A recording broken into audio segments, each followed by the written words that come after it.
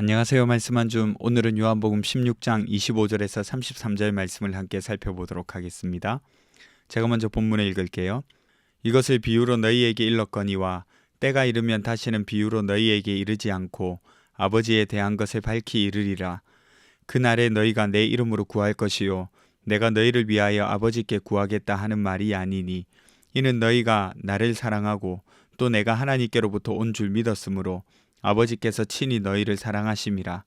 내가 아버지에게서 나와 세상에 왔고 다시 세상을 떠나 아버지께로 가노라 하시니 제자들이 말하되 지금은 밝히 말씀하시고 아무 비유로도 하지 아니하시니 우리가 지금에야 주께서 모든 것을 아시고 또 사람의 물음을 기다리시지 않는 줄 아나이다. 이로써 하나님께로부터 나오심을 우리가 믿사옵나이다. 예수께서 대답하시되 이제는 너희가 믿느냐?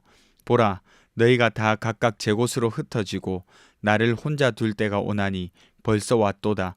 그러나 내가 혼자 있는 것이 아니라 아버지께서 나와 함께 계시느니라. 이것을 너희에게 이르는 것은 너희로 내 안에서 평안을 누리게 하려 함이라. 세상에서는 너희가 환난을 당하나 담대하라. 내가 세상을 이기었노라. 아멘. 오늘 본문은 이것을 비유로 너희에게 일렀거니와 라고 시작하고 있습니다. 이것이 뭘까요? 앞에서 말한 모든 말씀을 가리킨다고 볼 수가 있는데요. 그러니까 16장 전체 내용이라고 볼 수가 있습니다. 예를 들면 잠시 후에 보지 못했다가 다시 보게 될 거야. 슬픔이 기쁨으로 바뀌게 될 거야. 해산의 비유와 또 기도에 대한 약속들, 이런 예수님이 가르쳐 주신 모든 것들이 다 포함된다고 보시면 돼요. 그러니까 그리스도의 부활, 곧 십자가와 부활에 대해서 예수님이 제자들에게 가르쳐 주신 모든 것들입니다. 그런데 왜 예수님은 제자들에게 비유로 말씀하셨을까? 왜냐하면 아직 십자가 사건이 일어나지 않았기 때문이죠. 그래서 예수님이 하시는 말씀들을 제대로 이해하지 못하기 때문입니다. 십자가를 통해서 예수님의 말씀과 가르침이 선명해지는 거예요. 예를 들자면 잠시 후에 보지 못하는 것, 무엇일까요? 십자가에서 그리스도가 죽으심으로 제자들은 보지 못하게 됩니다. 그러나 다시 보게 된다는 예수님의 말씀은 무엇입니까? 부활이죠. 그래서 슬펐던 제자들이 다시 기쁨을 누리게 된다는 것, 너희의 슬픔이 변하여 기쁨으로 바뀔 거라는 예수님의 말씀이 선명하게 이해가 되는 거죠. 십자가를 통해서 예수님이 가르쳐 주신 모든 말씀이 하나로 연결되고 이해되는 겁니다. 그래서 25절에 비유가 아니라 분명하게 말할 때가 온다는 말씀은 지금 너희는 잘 모르겠지만 곧 다 이해하게 될 거라는 거예요. 또 예수님은 너희가 직접 아버지께 구하게 될 것이라고 말씀하십니다. 그리고 예수께서 너희를 대신해서 구하지 않을 거라고 말씀하시죠. 이게 무슨 뜻이냐면 이전에는 하나님과 사람 사이에 중간자가 필요한 구조였거든요. 제사장이든 선지자든 예언자와 같은 사람이 필요했어요. 이 모든 일을 완벽하게 하신 분이 예수님이셨고요. 그런데 이제는 예수님 덕분에 우리가 직접 하나님께 나아갈 수 있게 되었어요. 왜냐하면 하나님 아버지는 예수님의 말씀에 의하면 제자들을 사랑하시는 분이시거든요. 멀리 계시고 어려운 분이 아니라 우리를 사랑하시고 친밀하게 하시는 분이시라는 거죠. 예수님이 여기까지 말씀하시니까 제자들이 갑자기 우리가 알겠습니다. 우리가 이제 다 이해했습니다. 우리가 믿습니다. 이렇게 고백합니다. 하지만 사실 제자들은 다 못 알아들어요. 왜 이렇게 판단하냐면 31절에서 32절 보세요. 예수님이 다시 물으시죠. 이제 믿냐고. 그런데 그 뒤에 말씀하시기를 제자들이 다 흩어질 때가 온다는 거예요. 이게 무슨 뜻입니까? 제자들은 믿는다고 말하지만 실제로 그때가 당도하게 되면 도망치게 될 거라는 거죠. 우리는 잘 알잖아요. 그들이 어떤 상황에 봉착하게 되는지. 예수님이 잡히시니까 다 도망가는 거예요. 그렇게 가까이 지내던 제자들도 다 떠나갑니다. 그런데 예수님은 혼자가 아니라고 말씀하세요. 바로 아버지가 나와 함께 하신다. 이렇게 말씀하셔요. 그리고 우리가 잘 아는 구절. 세상에서는 너희가 환난을 당하나 담대하라. 내가 세상을 이기었노라. 이렇게 말씀하십니다. 이 구절은 몇 가지 좀 살펴봐야 할 점이 있는데 첫 번째는 환난은 반드시 있다는 겁니다. 보세요. 세상에선 너희가 환난을 당한다 이렇게 말씀하시잖아요. 환난은 반드시 있다는 겁니다. 예수님께서 앞전에 세상이 너희를 박해하는데 죽음까지도 각오해야 돼. 이렇게 말씀하신 적 있으시잖아요. 그것과 동일한 말씀입니다. 세상 속에서 환난을 당한다는 거예요. 그리고 두 번째, 이미 승리는 정해져 있다는 겁니다. 예수 그리스도께서 승리하신다는 거예요. 예수님이 세상을 이기셨다는 겁니다. 여러분 보세요. 세상에 일어날 일에 대해서 말씀하시는 것이 아니라 이미 결정된 승리를 말씀하고 계신다는 사실을 잊지 마세요. 그래서 그 승리를 껴안고 담대하게 살아가야 된다는 뜻입니다.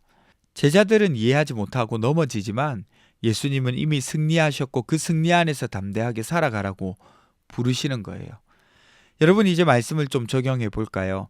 오늘 본문을 통해서 살펴본다면 우리의 믿음은요, 우리가 생각하는 것보다 약할 수 있습니다. 제자들도 예수님이 하신 말씀을 듣고 알았다고, 다 이해했다고, 믿습니다. 이렇게 고백했죠. 하지만 현실에서는 그러지 못했어요.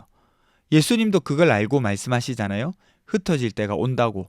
제자들은 믿는다고 말했지만 실제로는 도망치게 될 거라고요. 그리고 실제로 그렇게 다 도망가 버렸고 예수님을 모른다고 했습니다. 이런 제자들의 모습이 우리의 모습이기도 해요. 우리는 이미 알고 있어요. 예수님이 누구신지, 십자가가 무엇인지, 심지어 부활도 믿는다고 고백한 사람들이잖아요. 하지만 우리 삶의 현장에서는 언제나 문제가 드러나요. 일이 무너지면 마음도 같이 무너지고, 관계가 흔들려서 믿음도 흔들리고, 미래가 불안해지면 다가오는 상황이 하나님보다 더 크게 보이는 거예요. 우리는 매 순간 두려워하고 흔들리고 그렇습니다. 그래서 우리가 믿는다고 고백하지만 삶에서는 불안하다고 고백할 때가 종종 있어요. 예수님이 제자들의 실패를 모르셨던 것 아니잖아요. 다 흩어질 거라고 말씀하시고 나를 혼자 둘 것이라고 말씀하셨어요. 다 알고 계셨어요.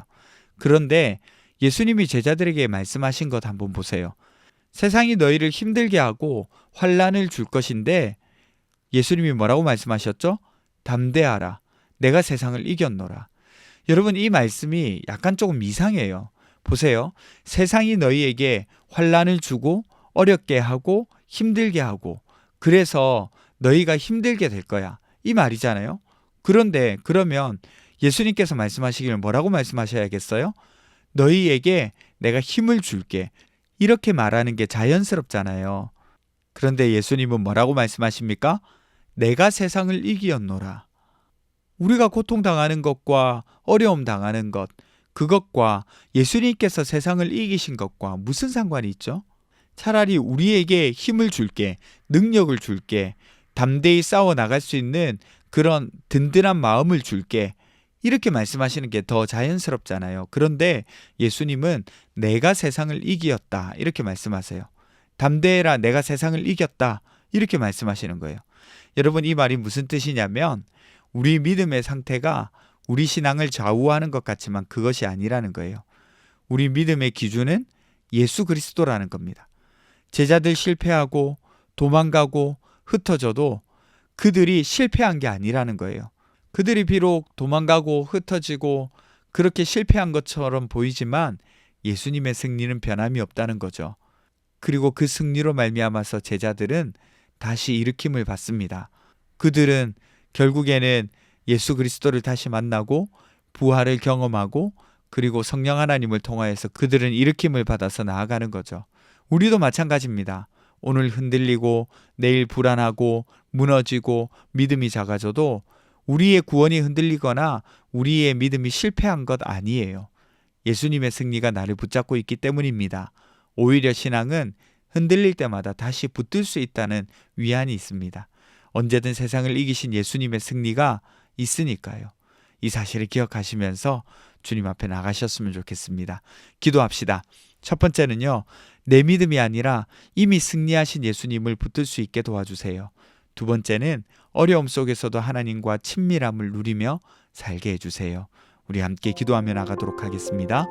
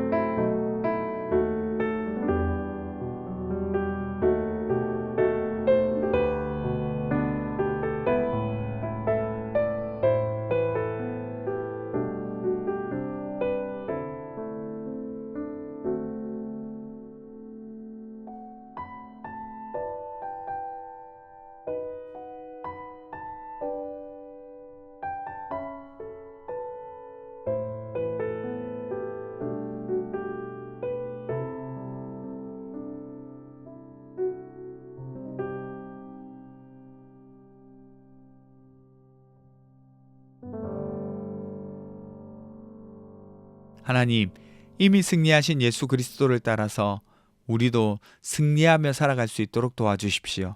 우리의 믿음의 연약함 때문에 우리가 실패했다고 생각하지 않고 승리하신 예수 그리스도를 온전하게 붙잡고 나아갈 수 있는 그런 담대한 마음도 허락하여 주시옵소서. 오늘도 우리와 함께하여 주실 줄 믿습니다. 감사드리며 거룩하신 예수님 이름으로 기도드립니다. 아멘. 여러분, 오늘 하루도 하나님과 친밀함을 누리고 승리하신 예수님을 붙들고 살아갈 수 있었으면 좋겠습니다.